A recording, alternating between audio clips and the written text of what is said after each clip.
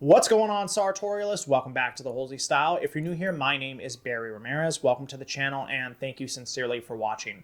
Last week, a subscriber commented on one of my videos that he thought I should do a video on the most worn items in my wardrobe, which I thought was a fantastic idea because it serves as a kind of true test for what is most useful in my wardrobe, given that they are the items that I've worn the most.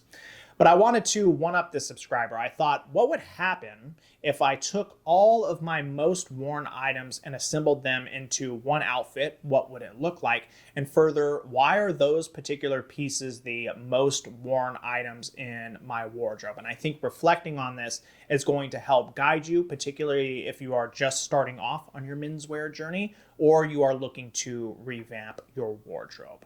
But without saying too much more, let's crack into it.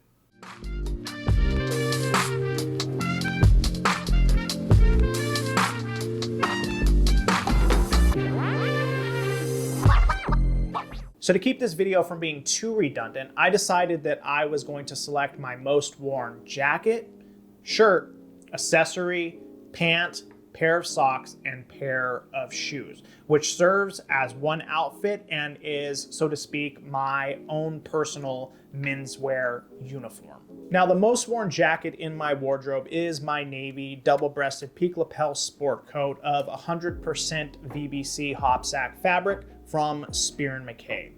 The reason why I believe that this is the most worn jacket in my wardrobe is because sheerly of its versatility, which is a common thread with all of the pieces I'll be discussing. But because the jacket is navy, that means that it can be worn with any other color. Because it is hopsack, that means that it can be worn in nearly any weather, except for perhaps the deep winter or the deep summer. I think a double-breasted sport coat looks terrific when you're dressing it up, say with a dress shirt, tie, and a pair of trousers, but it also looks fantastic when you work to dress it down, as I am in this video, wearing it, for example, with a pair of light wash jeans. Now, the most worn shirt in my wardrobe is my cream Italian button-down made of 100% cotton from Spier Mackay. Now, the reason why I think this is my most worn shirt is, once again, its versatility. First of all, because of the color. Because the shirt is cream, it can be worn with literally any other color very comfortably. And because it's cream, it gives the shirt a kind of broken-in look as if it's been worn for a long time, which means that it's easier to wear in more casual outfits. Also, I would say that the cream shirt can also be dressed up, of course, as I am doing here. So you kind of get to play with both. And it adds an interesting, unique element when it has that broken in look, but you're also dressing up. There's kind of an interesting play going on there between formal and informal. Further, I would say that due to the construction of the shirt, in particular the collar, it lends it to a degree of versatility. I think a button-down shirt looks fantastic when you're just wearing it, say, for example, with a pair of jeans and loafers, but with a button-down shirt, you can also very easily dress it up, as I'm doing here, of course. It can be worn beautifully with or without a tie. Now, I said that the Italian button down is my most worn, and I do have other forms. But the reason why I say that is I think that the Italian button down looks significantly better than the classic button down, and that's because of the size of the collar. To me, it rolls a bit more than the classic button down. So you get this interesting contrast between the size and width of the tie and also the roll of the collar, and there's also an interesting kind of play with the space in between them. But that's why I believe that the Italian button-down shirt is the most worn shirt in my wardrobe. The most worn accessory in my wardrobe is my red, white, and blue side wheeler tie from Brooks Brothers, which is made of 100% silk, and at its widest point, it's 3.25 inches. Now, the reason why I think this is the most worn accessory in my wardrobe is, once again, its versatility. You were gonna guess that. I know you were gonna guess that. But because the tie is striped, what that means is that it can be worn comfortably with solid jackets and pattern jackets as well, provided that you do it tastefully, and I like to think that I can. Also, there's an interesting balance on the tie between neutral and non-neutral colors, because there's white and navy. Those are neutral, can be worn with any color.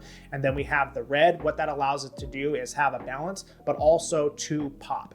And I try as much as possible in my outfits to let my accessories speak for themselves, to be the loudest, so to speak, piece of my outfits. And that's why I think that this is the most worn accessory in my wardrobe. It can be worn with nearly anything, and it also pops. Now, the most worn pants in my wardrobe are my 100% selvage light wash Arthur jeans from Berg and Berg. Now, the reason why I think that these are the most worn pants in my wardrobe is, once again, because they can be worn comfortably in casual outfits, but also they can be dressed up with more formal outfits like the one that I'm wearing here in this video. It's my preference for the 80s, 90s era. I just really love the style of that time, and one of the most iconic looks of that era, so to speak, or eras, is a double-breasted peak lapel sport coat with jeans. I just think it looks fantastic. But of course, you can wear light wash jeans with just a dress shirt, with a graphic t-shirt, and it looks fantastic. Now, in particular, I would say that the reason why these are the most worn jeans, because I do have other light wash jeans, is because of the rise on them.